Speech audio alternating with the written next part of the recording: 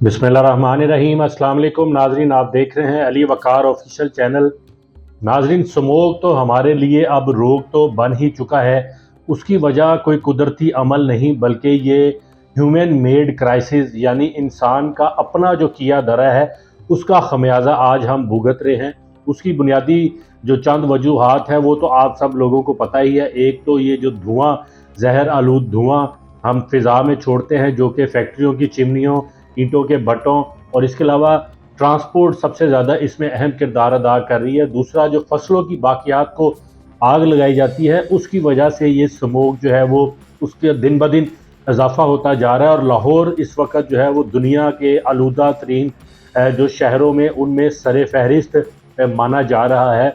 उसकी बुनियादी वजह जो हुकूमत कहती है वो एक जानिब तो वो भारत की जानिब से आने वाली जो हवाएं हैं उसको करार देती है, लेकिन उसमें हमारा भी अमल दखल बहुत ज़्यादा है। हमारी जो सोसाइटी है उसमें अवेयरनेस इतनी नहीं है कि वो इस जो खुफिया यानी हिडन पॉइजन जो हमारी रगों के अंदर जा रहा है उसको निमटने के लिए वो आज अपना भी इंडिविजुअली भी हमारा किरदार है कि हम उसमें अपना रोल प्ले करें ताकि इस जहर कातिल से हम बच सकें। स्मोक तो एक एलिमेंट हो गया, लेकिन इस वक्त पूरी दुनिया के लिए जो सबसे बड़ा अलमिया है वो ये क्लाइमेट चेंज है। और क्लाइमेट चेंज की वजह से जो वेदर पैटर्न चेंज हो रहा है उस पर मैंने आज बात करनी है। और उस हवाले से मैंने जो थोड़ी सी स्टडी की है, रिसर्च की है, डाटा मैंने निकाला है। तो अगर नवंबर के महीने की बात करूं तो इस नवंबर के महीने का अगर माजी के जो गुज़िश्ता 2 साल है उसका एनालिसिस करूं तो मुझे ये कहने में कोई आर नहीं है कि हम इस क्लाइमेट चेंज की वजह से शदीद मुश्किलात से शिकार हो रहे हैं। उसमें जो सबसे बड़ा अलमिया ये है कि हमारा जो टेम्परेचर है वो राइज़ कर चुका है और अनइवन जो रेनफॉल है, कभी बारिश ज़्यादा हो जाती है, कभी बारिश कम हो जाती है। उसकी वजह से भी बहुत सारा जो हमारा फसलों का बुवाई का जो सीज़न है उसमें पैटर्न चेंज हो रहा है। इसके अलावा इस दफ़ा किसान ये कहते हैं कि राइस बड़ी बुरी तरह अफेक्ट हुआ है, उसकी जो प्रोडक्शन है वो भी ये क्लाइमेट चेंज की वजह से जो हीट वेव ज़्यादा रही उसकी वजह से राइस की प्रोडक्शन कम हुई है जिस तरह के लोग एक्सपेक्ट कर रहे थे। ओवरऑल भी फसलों पर बहुत बड़ा इसका असर पड़ा है। तो अब इस जो 2024 है इसमें भी ये कहा जा रहा है कि नवंबर से लेकर आगे जो दिसंबर और जनवरी तक जो बारिशें हैं वो मामूल से कम होंगी और उसकी वजह से जो ज़मीन में नमी है वो कम होगी। उसके लिए जो किसानों को ने जो फसल काश्त करनी होती है, जब ज़मीन की नमी कम होगी, रिक्वायर्ड मॉइस्चर लेवल ज़मीन का कम होगा तो उसको पूरा करने के लिए पानी लगाना पड़ेगा। पानी हासिल करने के लिए आपको ट्यूबवेल्स चलाने पड़ेंगे, पंपिंग करनी पड़ेगी। जब आप ज़्यादा पंपिंग करेंगे, ज़्यादा ट्यूबवेल्स चलाने पड़ेंगे तो आपको फ्यूल ज़्यादा इस्तेमाल करना पड़ेगा।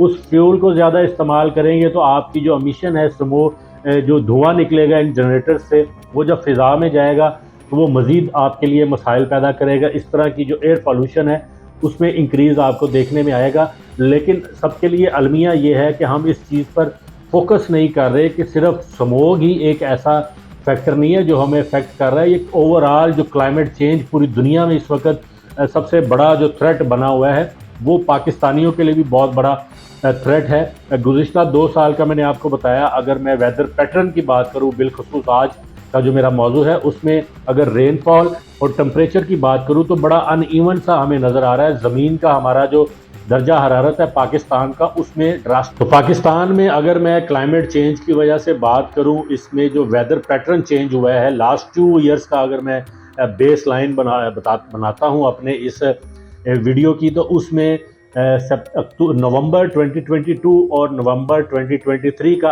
एनालिसिस मैंने जो किया है उसमें जो रेनफॉल हुई थी 2022 में नवंबर में वो एवरेज पूरे पाकिस्तान में जो रेनफॉल हुई थी वो 145 मिलीमीटर जो माजी के मुकाबले में ज़्यादा रेनफॉल जो है वो रिकॉर्ड किया गया था, जिसमें उसमें जो सबसे ज़्यादा रेनफॉल रिकॉर्ड की गई इस नवंबर 2022 का जो ईयर था, इसमें कलाम में सबसे ज़्यादा 132 मिलीमीटर बारिश जो है वो रिकॉर्ड की गई थी। और अगर नवंबर में मैं टेम्परेचर की बात करूं तो आपको ये अंदाज़ा होगा कि किस हद तक हम इस क्लाइमेट चेंज की वजह से मुतासिर हो रहे हैं। नवंबर 2022 में पाकिस्तान का ओवरऑल जो एवरेज टेम्परेचर रहा वो 18.86 डिग्री सेंटीग्रेड था, जो कि इससे पहले रिकॉर्ड किया गया जो एवरेज टेम्परेचर था इससे पीछे वो 17.63 डिग्री सेंटीग्रेड था, यानी कि 1.2% जो है वो टेम्परेचर जो है डिग्री सेंटीग्रेड वो टेम्परेचर राइज किया नवंबर 2022 में, जो कि एक बड़ा अलार्मिंग फैक्टर है। अगर 1 डिग्री टेम्परेचर इंक्रीज करता है ज़मीन का तो बहुत सारा इम्पैक्ट, उसका ह्यूज इम्पैक्ट आपके ओवरऑल क्लाइमेट पर आता है। नवंबर 2022 की बात करूं तो यहाँ पर जो दिन के औकात में एवरेज टेम्परेचर रहा वो जो था वो 26 डिग्री सेंटीग्रेड था, जो कि 0.14 डिग्री सेंटीग्रेड ज़्यादा था। इससे पहले जो एवरेज टेम्परेचर 2021 का रिकॉर्ड किया गया था वो 25.93 डिग्री सेंटीग्रेड था। जबकि रात के टेम्परेचर की बात करूं तो नवंबर 2022 में इसमें भी जो है वो टेम्परेचर में 2.32 डिग्री सेंटीग्रेड जो है वो इजाफा देखने में आया है। यहाँ पर जो एवरेज टेम्परेचर होता था गुज़िश्ता 2022 से पहले वो 9.33 डिग्री सेंटीग्रेड था और अब ये 11.65 डिग्री सेंटीग्रेड पर पहुंच चुका था। इसमें जो सबसे ज़्यादा हॉटेस्ट डे था नवंबर 2022 में वो मिठी था, जो कि 40.5 डिग्री सेंटीग्रेड टेम्परेचर था। कोल्डेस्ट डे जो था वो मालम जब्बा था, 2.5 डिग्री सेंटीग्रेड था वहाँ पर, जबकि कोल्डेस्ट नाइट जो है वो -8 डिग्री सेंटीग्रेड स्कर्दू में थी। इसके साथ साथ जो सबसे ज़्यादा गर्म रात थी वो कराची एयरपोर्ट के गिर्द रिकॉर्ड की गई थी नवंबर 22 में, जो कि कराची एयरपोर्ट था, वहाँ पर 24 डिग्री सेंटीग्रेड टेम्परेचर था। फिर उसके बाद अगर नवंबर 2023 की बात करूँ तो यहाँ पर भी जो टेम्परेचर राइज़ है वो जो नवंबर 2022 के कंपैरेटिवली उसमें भी इंक्रीज़ देखने में आया। यहाँ पर जो पहले मैंने आपको बताया था कि एवरेज टेम्परेचर हमारा 17.87 था, लेकिन 2023 में जो एवरेज डे टेम्परेचर रिकॉर्ड किया गया 19.10 था। इसमें 1.24 डिग्री सेंटीग्रेड जो है वो इजाफा देखने में आया, जबकि दिन के वक्त जो नवंबर 2023 में दर्जा हरारत रिकॉर्ड किया जाता था औसत वो 25.92 डिग्री सेंटीग्रेड था और 2023 में ये 0.37 डिग्री सेंटीग्रेड इंक्रीज होने के बाद 26.30 जो है वो रिकॉर्ड किया गया। रात के वक्त जो टेम्परेचर राइज हुआ था वो इसी तरह उसकी जो है वो एवरेज रही जो मैंने पहले आपको बताई। 2022 में 2.58 डिग्री सेंटीग्रेड टेम्परेचर राइज हुआ, जो पहले 9.33 डिग्री के अराउंड होता था, वो बढ़कर 11.91 डिग्री के करीब पहुंच गया। इसमें जो सबसे हॉटेस्ट डे रिकॉर्ड किया गया था नवंबर 2023 में वो 39.5 डिग्री सेंटीग्रेड मिठी जो सिंध का इलाका है वहाँ पर पे था। जो इसमें कोल्डेस्ट डे था वो कलाम में 5.3 डिग्री सेंटीग्रेड टेम्परेचर रिकॉर्ड किया गया। यानी कि आप देखें कि 2022 और 2023 के अगर टेम्परेचर की बात करें तो वहाँ पर मालम जब्बा 2.5 डिग्री था कोल्डेस्ट डे, और यहाँ पर जो है वो कलाम 5.3 डिग्री सेंटीग्रेड, यहाँ पर भी आपको 3 डिग्री का जो है वो रेज देखने में नज़र आ रहा है।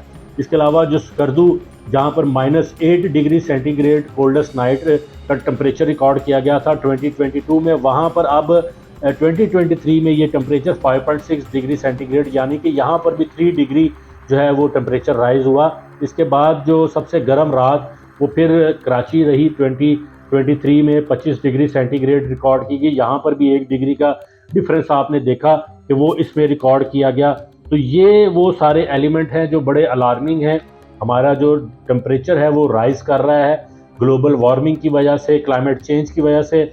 जो मूनसून का स्पेल होता था वो भी बड़ा फैक्टर रखता है कि आपकी जो लैंड का एक्वाफायर है उसको रिचार्ज करने के लिए 2022 का जो मूनसून का स्पेल था उसके मुतालिक कहा गया कि वो एक दिन पहले स्टार्ट हो गया था और इसमें एवरेज रेनफॉल जो था वो प्लस हुआ था गुज़िश्ता 2021 के रेनफॉल की निस्बत वो 175% ज़्यादा बारिशें एवरेज रिकॉर्ड की गई थी, जिसमें सिंध में सबसे ज़्यादा जो एवरेज रिकॉर्ड की गई वो 426% ज़्यादा रेंज जो है 2022 में सिंध में रिकॉर्ड की गई, जबकि बलूचिस्तान में ये 450% जो है वो ज़्यादा बारिशें रिकॉर्ड की गई। पंजाब में 70% इजाफे के साथ बारिशें हुई। गिलगित बल्तिस्तान में ये 104% और केपी में ये 33% जो है वो एवरेज रेनफॉल जो इन इलाकों का है मानसून के स्पेल के दौरान उससे ज़्यादा रिकॉर्ड की गई थी। और 2023 में ये जो मानसून है इसके मुतालिक कहा गया कि ये अपने 2 दिन जो इसका स्पेल का टाइम होता है उससे 2 दिन ताख़ीर से शुरू हुआ। और यहाँ पर अब 2022 में जो मानसून का स्पेल था उसमें एवरेज से ज़्यादा बारिशें हुई, जबकि 2023 में कहा जा रहा है कि मानसून का जो स्पेल था उससे एवरेज जो मुख्तलिफ रीजन्स हैं वहाँ पर एवरेज से कम बारिशें रिकॉर्ड की गई। जैसे कि पंजाब की बात करूँ तो उसमें -1% जो है वो बारिश कम रिकॉर्ड की गई। आज़ाद जम्मू कश्मीर की बात करूँ तो वहाँ पर -14% कम जो है वो रेनफॉल रिकॉर्ड किया गया मानसून के स्पेल के दौरान। KPK में -17% और सिंध में फिर प्लस में हुआ, लेकिन इस दफ़ा हंड्रेड्स में नहीं बल्कि 29% इजाफी बारिशें जो है वो मानसून के स्पेल में हुई। बलूचिस्तान में ये है वो 18% जो है वो प्लस में बारिशें जो है मामूल से ज़्यादा रिकॉर्ड की गई। अब इस सारी सूरत हाल को अगर हम कंपेयर करें आज के सिनेरियो में तो नवंबर के महीने में भी जो हमारा एवरेज टेम्परेचर रहा है डे टाइम का वो अराउंड 26-27 डिग्री सेंटीग्रेड रहा है। अगर मैं पंजाब की बात करूं, अपने लाहौर खिते की बात, इस इलाके की बात करूं सेंट्रल पंजाब में, तो यही टेम्परेचर आपको डे टाइम में देखने में मिला है मिड ऑफ दी नवंबर तक। उसके बाद जो फिर रात के वक्त भी टेम्परेचर अगर डाउन देखा गया तो मैक्सिमम जो है वो 18 डिग्री 17-18 डिग्री जो है रात के वक्त टेम्परेचर जो है वो देखा गया। और अभी तक जो नवंबर के पहले 10 दिन हैं वहाँ पर तो बारिश कोई रिकॉर्ड नहीं की गई। और महकमा मौसमियात भी यही कहता है कि इस दफ़ा नवंबर, दिसंबर और जनवरी में बारिशें जो है वो मामूल से कम होंगी। बारिशें अगर मामूल से कम होंगी तो पानी की जो ज़रूरत है वो हमें पूरी नहीं हो सकेगी। ज़मीन में जो नमी का तनासुब है वो कम होगा, वेपराइजेशन ज़्यादा होगी ज़मीन से, तो फिर ये किसानों के लिए भी बड़ा मसला होगा। उसके लिए फिर उनको एक्स्ट्रा पानी हासिल करने के लिए फसलों की बुवाई के लिए पंपिंग करनी पड़ेगी, नहरों का पानी जो है वो ज़्यादा इस्तेमाल करना पड़ेगा। ज़्यादा से ज़्यादा ट्यूबवेल्स लोग चलाएंगे तो उससे जो फिर स्मोक पोल्यूशन पैदा होगी, एयर पोल्यूशन, वो फिर इसी तरह का स्मोक का बायस बनेगी। तो नवंबर के में भी मामूल के मुताबिक कम बारिशों की पेशगोई की गई है, दिसंबर और जनवरी में भी। तो इसकी वजह से एक पूरा एक साइकिल जो है वो क्लाइमेट चेंज की वजह से हमें बहुत बुरी तरह इफ़ेक्ट कर रहा है। उसको काबू करने के लिए, उससे निमटने के लिए हमें ऐसी पॉलिसीज़ बनानी है, मिलकर काम करना है। स्मोक तो एक अलमिया अब हमारे लिए बनता चला जा रहा है, बल्कि बन चुका है, जो कि सिर्फ अब स्पेसिफिक डेज का प्रॉब्लम नहीं रहा। अब ये कहा जा रहा है कि ये साल भर का फिनोमेना है, जो कि साल भर हम इस तरह की आलूदा फ़िज़ा में सांस ले रहे हैं। गो कि उस वक़्त हमें इस तरह ये डेंस स्मोक नज़र नहीं आती, क्योंकि उस वक़्त टेम्परेचर इतना कम नहीं होता, जो मॉइस्चर लेवल है वो कम होता है हवा में। तो जब ये मॉइस्चर लेवल कम होता है, ज़्यादा होता है हवा तो एक्सपर्ट्स यही कहते हैं कि जब हवा में मॉइस्चर जो है वो ज़्यादा होता है और ये जो पार्टिकल्स हैं हवा में जाते हैं, ये ऊपर डिफ्यूज़ नहीं हो पाते फ़िज़ा में, तो ये उस मॉइस्चर के साथ मिलकर स्मोक बनाते हैं। और जब ये मॉइस्चर लेवल कम होता है तो ये आसानी से फ़िज़ा में डिफ्यूज़ हो जाते हैं और हमें वो नज़र नहीं आते। लेकिन इसी तरह एयर पोल्यूशन जो है वो हम सारा साल अपनी रगों में लेके जा रहे हैं। उससे आप, मैं, हमारे बच्चे, हमारी आने वाली नस्लें, उनकी ज़िंदगियों को शदीद ख़तरात लाहक हैं। उसके लिए हमें मिलकर काम करना है, हमें सोचना है।